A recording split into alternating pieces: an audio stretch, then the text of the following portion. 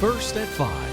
From the University of Florida's College of Journalism and Communications, you're watching WUFT News.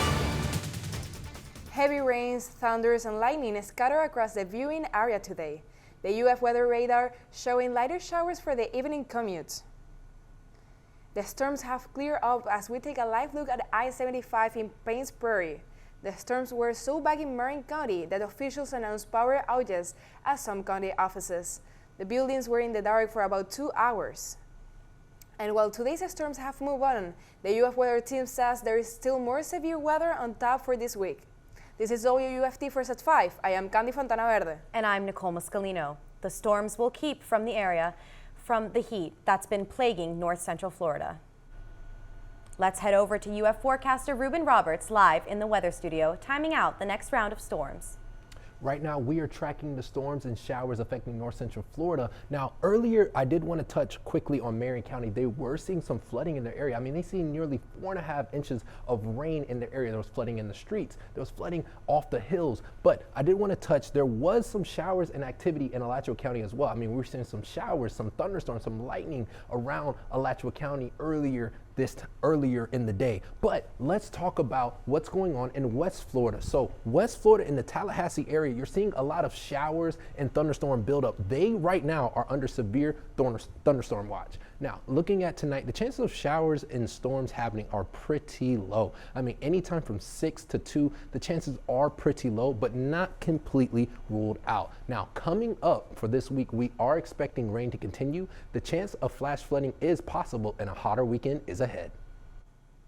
Governor Ron DeSantis spent time in Gainesville today to audit the city as part of the Florida DOGE initiative, a localized version of the Trump administration's government efficiency efforts. Gainesville and Broward County received letters Monday announcing the audits led by the Florida DOGE Task Force, citing increases in property taxes and budget. The task force is demanding physical access to buildings, data systems, and personnel in the cities to thoroughly investigate spending and local programs. The audits are aimed at specific areas within the spending budget of the two communities. This includes employee, payment and contracting, DEI initiatives, green initiatives, and homeless programs. The current Gainesville spending budget stands at $458 million. How the audits will impact the number is currently unknown. But Mayor Harvey Ward believes the Gainesville budget requires no investigation, stating in an interview that, quote, "We're not spending irresponsibly.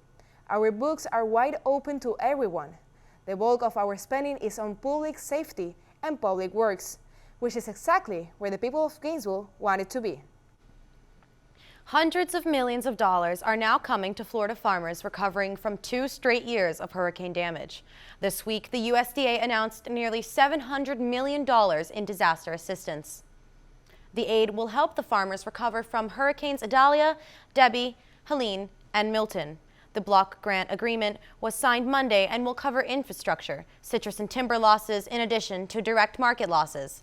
The funding is part of the $30 billion disaster assistance relief effort authorized by the American Relief Act in 2025. Florida is among 14 states set to receive the money.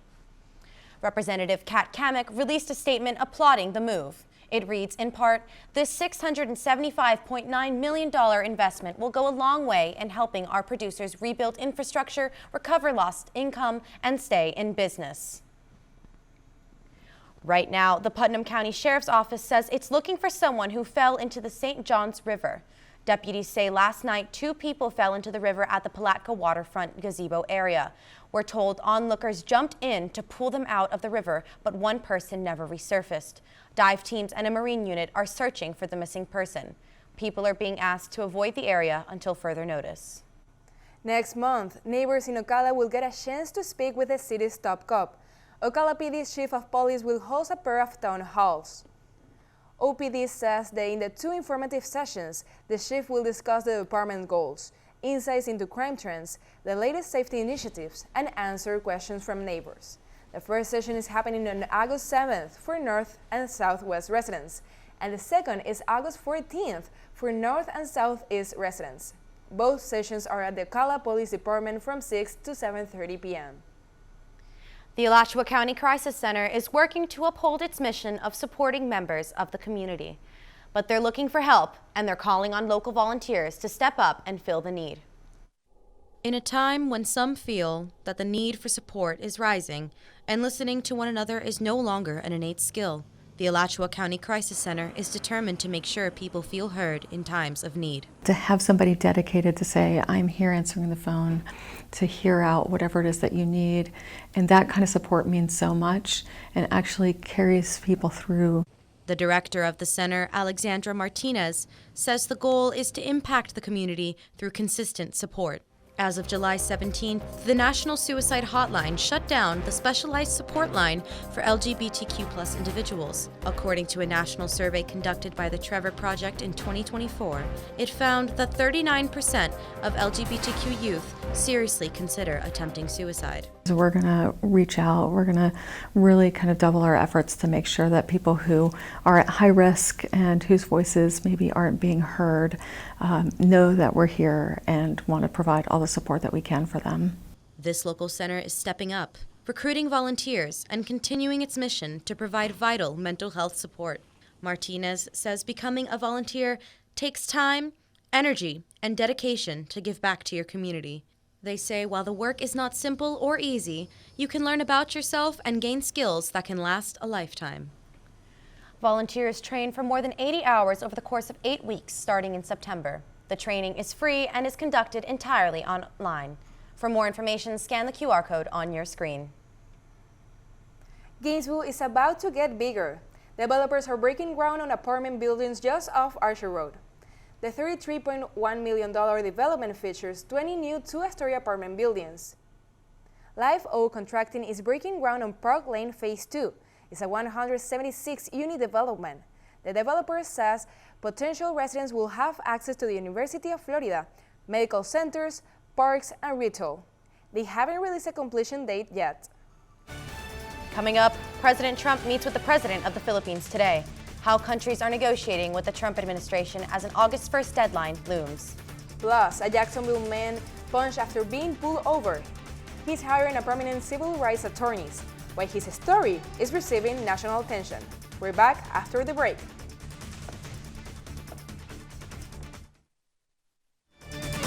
You're watching WUFT-TV News. Mama, he's coming home. Heavy metal icon Ozzy Osbourne has died at 76 years old. Osbourne's family says he died Tuesday morning, surrounded by his family. A cause of death was not revealed. Osbourne launched his career as the frontman of the band that would become Black Sabbath in 1968. He performed solo later in his life. The British rocker revealed he had been diagnosed with Parkinson's disease in 2020. His passing comes just weeks after he performed with Black Sabbath in what was billed as his farewell show. President Trump hosts the President of the Philippines today for trade deal discussions. Tariffs were a hot topic. As current KFIR reports, the President threatened the U.S. ally with 20% tariffs if a trade deal is not made by August 1st. The alliance with the Philippines is the oldest U.S. relationship in the Pacific, and Philippine President Ferdinand Marcos Jr. arrived at the White House on Tuesday as part of a 3-day visit to Washington that underscores the importance of the relationship now as a counter to China. We're going to be talking about trade. We're going to be talking about war and peace. Prior to a sit-down with President Donald Trump, Marcos met with Defense Secretary Pete Hegseth and Secretary of State Marco Rubio on Monday. And on the agenda of Marcos's Oval Office meeting, long-standing U.S.-Philippine defense agreements, especially as China gets more aggressive in the South China Sea. We would certainly, like in any kind of military spending, we would wish that it wasn't necessary, but it is. Trump said the U.S. is getting along with China very well right now and doesn't mind if the Philippines gets along with China, too. We're getting along with China very well, and I don't mind if the president dealt with China, if that's meant, because I think he has to do what's right for his country. I've always said, make the Philippines great again. Do whatever you need to do, but you're dealing with China wouldn't bother me at all. Also on the agenda, trade. President Trump has threatened a 20% tariff of goods coming into the U.S. from the Philippines starting August 1st, and Marcos came in seeking a deal to lower that number. Last year, total goods trade between the two countries reached $23.5 billion. After the meeting, President Trump announced that the two leaders reached an agreement on a 19% tariff on goods coming from the Philippines, while American goods shipped there will not be charged a tariff. At the White House, I'm Karen K5. The video of a Jacksonville officer punching a driver is gaining national attention. We told you Monday the Jacksonville Sheriff's Office launched an internal investigation. The video shows the officer's response when the driver was questioned why he was being pulled over. 22-year-old William McNeil was pulled over for not having his headlights on, despite his claims it was not dark nor raining outside. McNeil asks another officer to cite the specific law he broke and requests a supervisor. In moments, the traffic stop turns violent. Police officers can be seen punching and forcibly removing McNeil. The sheriff spoke out Monday, defending his officers. Cell phone camera footage that began viral circulation over the weekend does not comprehensively capture the circumstances surrounding this incident. The reality is that all force, all violence is ugly. And just because force is ugly does not mean it's unlawful or contrary to policy. But an administrative review of the officer's actions by the sheriff's office is ongoing. Following his arrest, McNeil pleaded guilty to resisting a police officer without violence and driving with a suspended license. He's now represented by civil rights attorneys Ben Crump and Harry Daniels. We are tracking the showers and storms affecting north central Florida. There's a lot going on in the west. There was a lot earlier and more to pick up later tonight. I'll have more for you next. You're watching WUFT-TV News. It was raining like cats and dogs this morning, that's for sure. Yes, I hope it's not going to be the same the rest of the week. Reuben, tell us more. I mean, Candy, it is going to be like that for the rest of the week. So as far as tomorrow and Thursday go, there's going to be a lot of rain. So I do say to all of our audience, please to pack umbrellas, as we do expect a lot of showers in our area. But speaking of our area, let's look at our current storm tracker. Right now, we're not seeing much activity in north central Florida. There was more activity earlier, and there is expected to be some activity coming towards us, more so towards the evening time. Quickly touching on the west part of Florida, you're seeing a lot of showers and thunderstorms. They are under severe thunderstorm watch as of right now. But let's highlight what happened earlier. So earlier, Marion County was categorized as a flood. I mean, they've seen 4.5 inches of rain in their area between the times of 7:30 and 12:30. Between that 5-hour span, they've seen about 4.5 inches of rain. I mean, you've seen water running down the hills, flooding in the road. And speaking of flooding, we, as of Central Florida and a little bit of West Florida towards that Tallahassee area, are under flash flood risk right now. But speaking of flash flood risk, we are also under flash flood risk Central Florida and all, let me step over here, in all of West Florida, going all the way westward towards New Orleans because of a low pressure that will be traveling over Florida and towards in the Gulf towards New Orleans. We are all under flash flood risk going into tomorrow as well. But let's take a look on campus. I don't know if you can see it, but there are raindrops on our campus cam because of the showers that came through our area earlier. Now, we're only at about 88 degrees, which is a little less than usual, but that's because of the shower activity that we did see earlier. I mean, it does feel like 100 degrees outside, but it's only about 88, and my walk here, it felt pretty breezy. But that's pretty reflective around Florida. I mean, we're seeing about 87 for Gainesville. Bronson, they're at about 86, 82 for Ocala because of the showers and storms that came through our area. But look at Live Oak. They're only at 79 because of some of the showers near their area. Now, let's look at our satellite and radar. You're seeing this low pressure is affecting Florida. It's building up showers, but let's look into the future. So that low pressure is expected to go westward towards New Orleans and travel through the Gulf and basically impact all of New Orleans, bringing baggage with it and adding extra moisture into the air. And this high pressure is approaching us in the Atlantic coming into Friday. Now, let's take a look at our futurecast. This futurecast is going to cover tonight and tomorrow. So tonight, we are expected to see some buildup between 6 and 9. But as we get into the night, the chances of showers are pretty low. Going into that morning, that's your pocket. That morning time is your pocket for outdoor activities. As when we get to around that lunchtime, chances of showers do pick up. Now, speaking of tonight, tomorrow, and Thursday, looking at our wet weather forecast tonight, there is a chance of showers, so outside activities aren't advised, but tomorrow is the day to look out for. Tomorrow is the day to look out for, as tomorrow, speaking of tomorrow, we are going to see 100%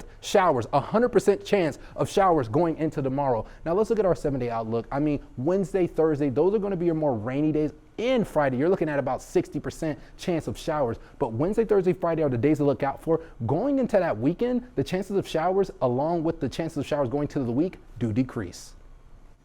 With the new school year just around the corner, Putnam County school leaders have announced free breakfast and lunch for all students at every school. The district says it's no cost to families and takes place every day the students are on campus. The new school year in Putnam County begins Monday, August 11th. Marion County is partnering with NBC Universal for the 11th annual Clear the Shelters Pet Abduction campaign. Through these stations across the country team up with local shelters and rescues to promote pet abductions and raise money for animal welfare. Since its inception in 2015, the campaign has helped nearly 1.2 million pets find new homes and raise over $5 million for participating shelters and rescue. The campaign is also fundraising now through September 15. If you would like to donate, you can scan the QR code on your screen. Coming up in sports, the NFL is back on the field today as 26 teams reported for training camp, and one Florida team rookie is already under the microscope. Also, Baseball America just dropped their top 100 prospect list, and a Florida Gator has been named in the top 5. More after this, after the break. You're watching WUFT-TV News. Welcome to sports. I'm Alexa Conroy.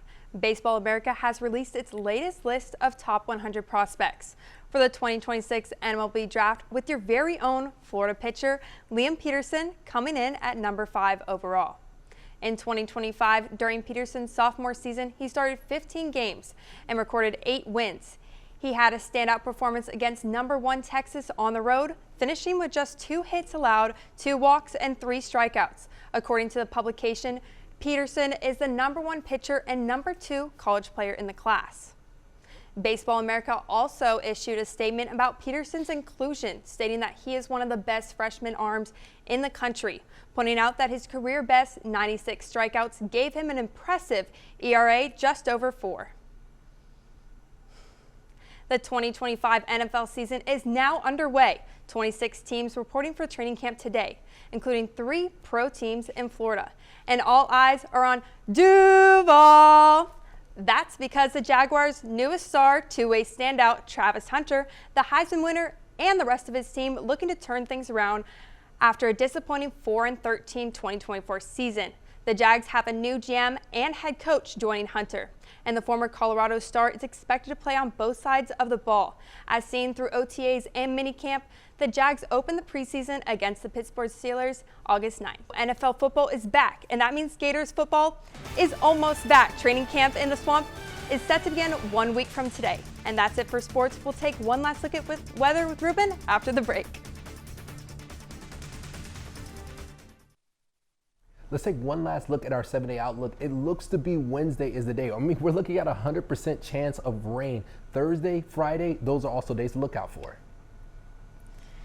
I hope you enjoyed today's edition of WFT's First at 5. Have a good night.